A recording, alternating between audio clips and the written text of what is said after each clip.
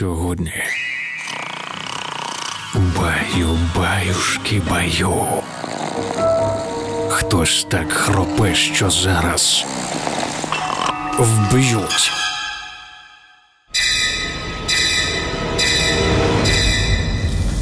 Більше не лягай на спину.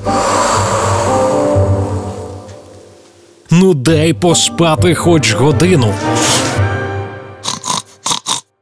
Коли ми вдома, навіть вночі весело.